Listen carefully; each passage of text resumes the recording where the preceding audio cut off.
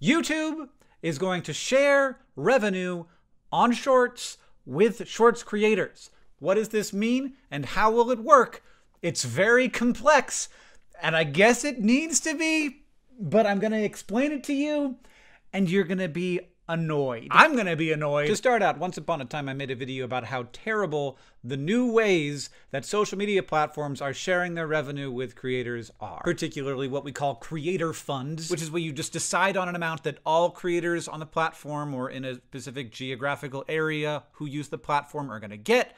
And then you divide it up amongst them based on how many views they get. So if there's, 1 million views and I get 100,000 views, I get 10% of the money, except put like 20 extra zeros in the first number, so I get 0.00001% of the money or whatever. That's creator funds, and with a minimal amount of algebra, you will see that as there are more views on the platform, creators make fewer dollars per view. That's great for the platform. They're making more money because there's more views, more ad impressions, while they pay the same amount to creators. So in my opinion, that's not a true investment in creating an economic ecosystem for creators on a platform. And we all know what happens if you don't create a true economic ecosystem for creators on your platform. Facebook. What I will say about Facebook is that it definitely makes money, whereas YouTube probably makes money, but they don't brag about how much money it makes. And one thing you can learn from an investor call is if the company isn't bragging about how much money a part of the company makes, it's probably because that part of the company isn't making very much money. So,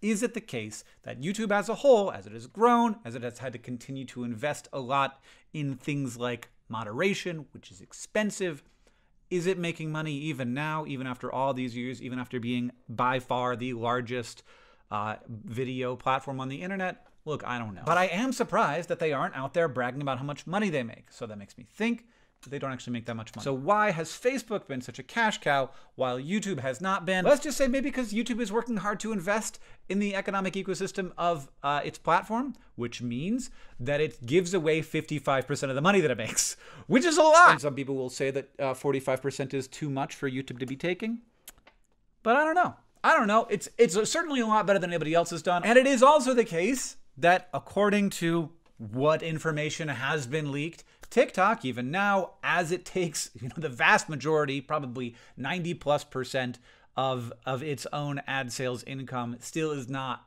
turning a profit. Now, could they, if they wanted to? Probably. They're probably investing in a lot of stuff that they don't really have to so that they can continue to grow in ways that they're not sure what bets are going to pay off, etc. So they're spending a lot of money.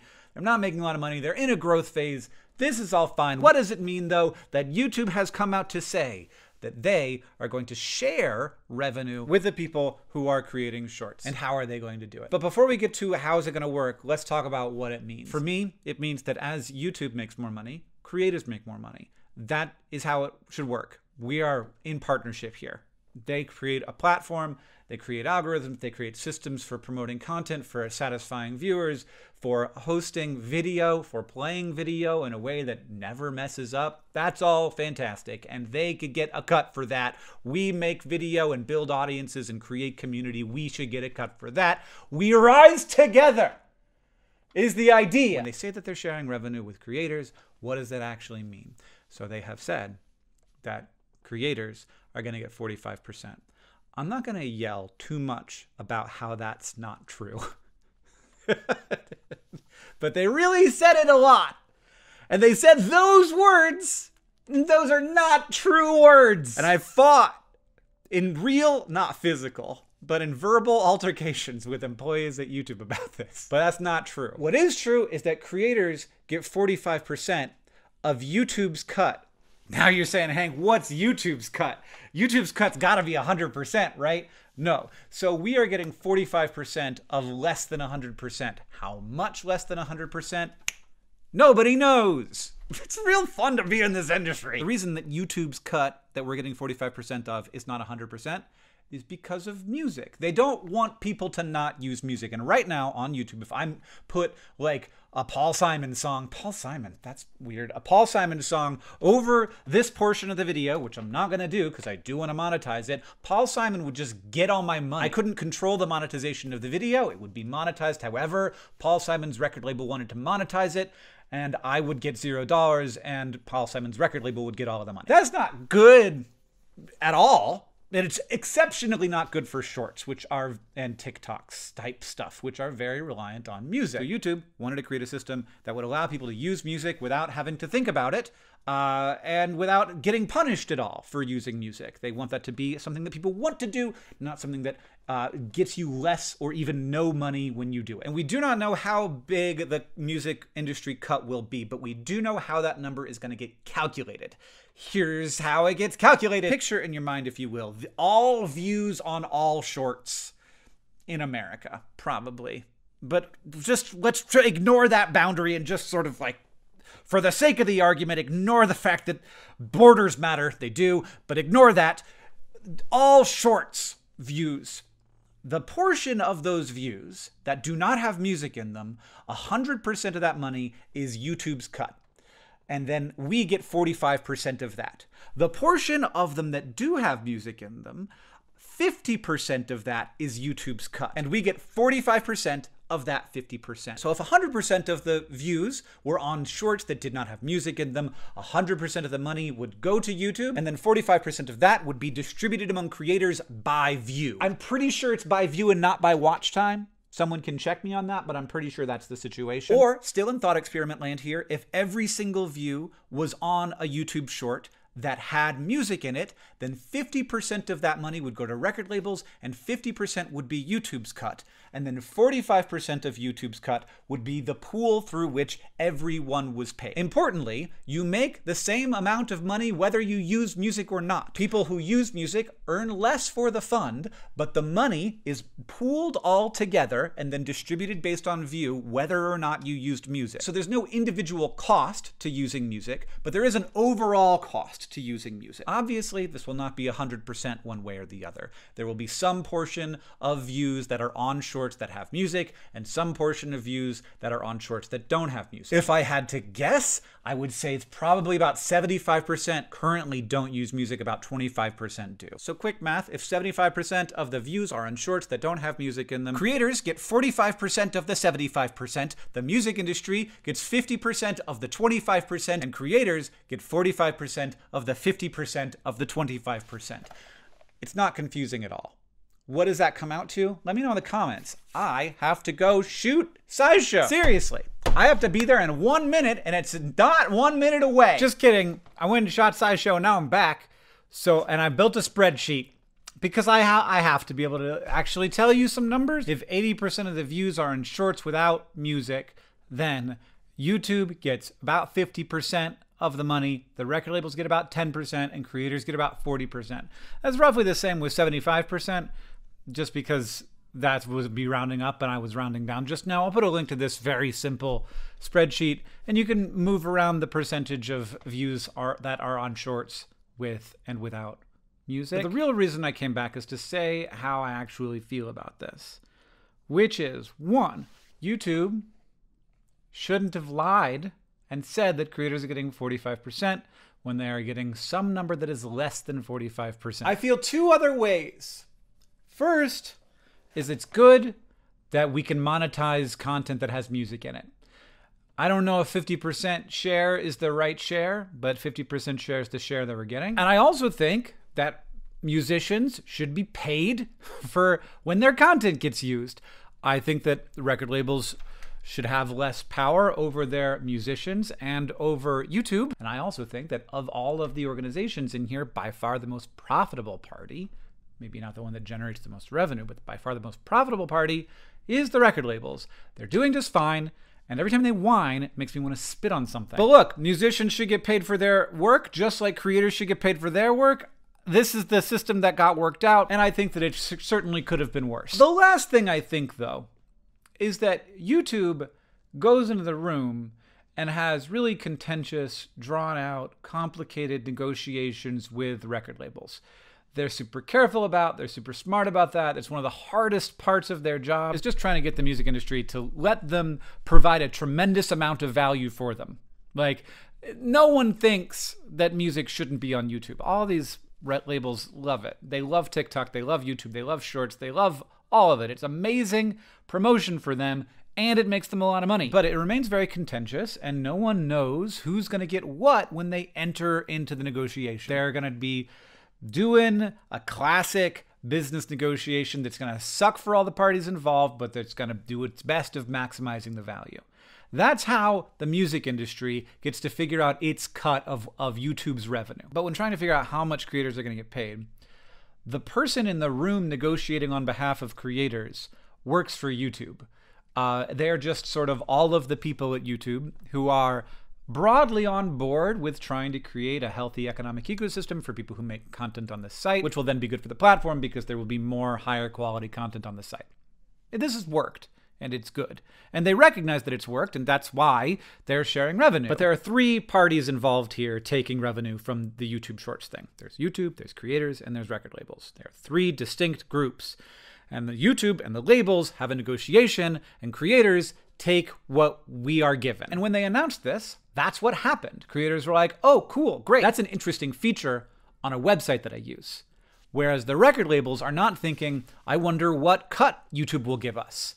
I wonder what new feature YouTube will launch. The labels negotiate because there are three of them, and they can all get in one room together. Creators cannot negotiate because there's 200,000 of us, and it's very hard to pin down the needs of 200,000 very different kinds of people unless you fold them into a single company, which would be bad. I don't think that would be good. I think that a record label of YouTube creators is a terrible idea that cannot succeed, but would be very powerful in a negotiation with YouTube. Now, of course, the other option here is some kind of guild or union, which I can tell you from experience is tricky. It's tricky for a lot of different reasons that I cannot fit in this video. Now, on normal YouTube videos, everyone will continue to make the same cut that we've been making since 2007, which is 55% of the money that YouTube earns from ads on our videos. That will not change. Now, why is YouTube taking 55% rather than 45% of its cut? So leaving aside the expense of paying the record labels for the music, on regular YouTube videos, we make 55%. On shorts, we're gonna make 45%. What is that difference about? I don't know, obviously. I'm gonna posit three guesses. One, it's harder to moderate shorts because it's easier to make them. There's just gonna be way more shorts uploaded. And this is a problem that TikTok has, and TikTok is very bad at moderation. That is expensive. Second, I think it is possible that some piece of that 10% is also going to the record label. They have YouTube in a very uncomfortable place. It's easier for them to withhold something and make the product much worse by not having it be on the platform, which already Shorts is kind of worse because at the moment, none of this is rolled out, and so you can't use music the way you can on TikTok. And three, I think YouTube, I go back and forth on this, but I think YouTube still doesn't make money. And I think they would like to. I think that they would like to be able to say to their investors that YouTube, this thing that they acquired a long time ago, that was a very good investment. It's a very big company. That's a huge cultural force. And all of the ways they have tried to get it to turn a profit have thus far not been successful. Things like premium, things like super chats, things like the memberships, all this stuff. YouTube TV, YouTube Music, Google Play Music, whatever the music product is at the moment. All these things have not turned it into a big successful enterprise, or else I think that they'd be talking about that on the earnings calls.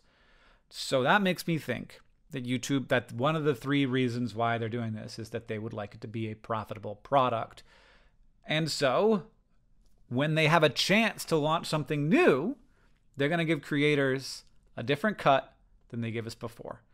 They can separate this in our minds and say, this product is not the same. This ad split is not the same as this ad split. Put those in two separate categories in your brain. I had a hard time with this because to me, those aren't two categories. To me, those are the same thing. Ad revenue share. So you're making money selling ads on my content. I should get 55% of that. I don't care if the video's like this or if the video's like this. Like, that shouldn't matter. But what I think doesn't really matter because I'm not in the negotiating room because creators don't get to negotiate. And I can say out loud that this is a solid order of magnitude, at least better, like an extra zero on the end from what I get for TikTok. While also saying 55% was the deal I felt like we made, and I'm not getting it.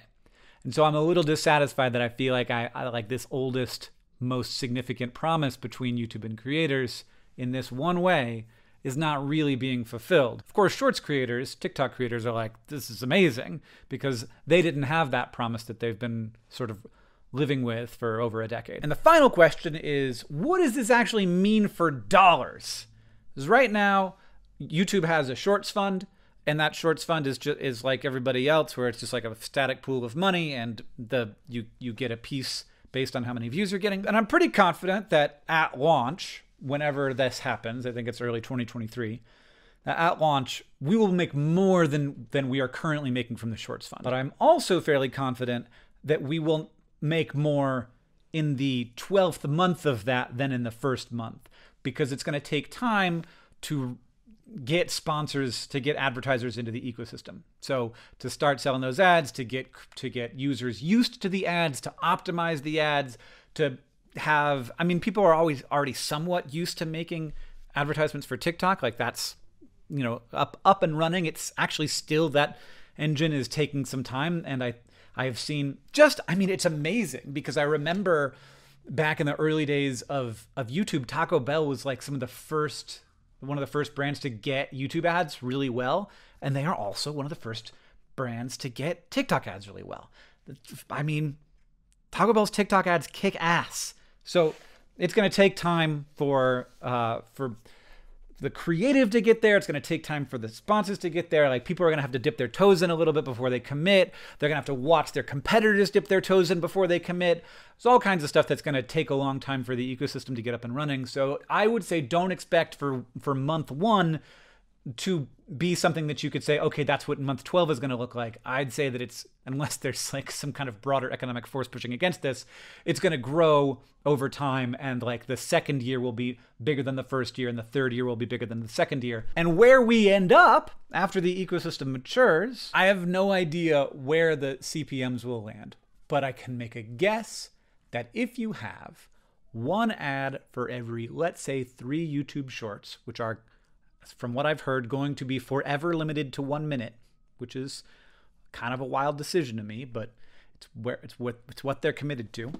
Then you might see a CPM to the creator, so not like YouTube's what YouTube's selling it for what the creator is making, of maybe $1 at the max, which is huge. I mean, it's much less than TV. It's much less than YouTube. It's much more than TikTok.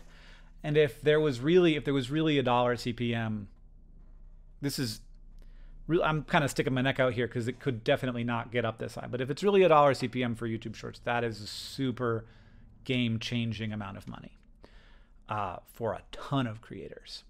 I'm very excited for them for that future, which again is not coming immediately. It will be a thing that takes a lot of time. Those are my thoughts.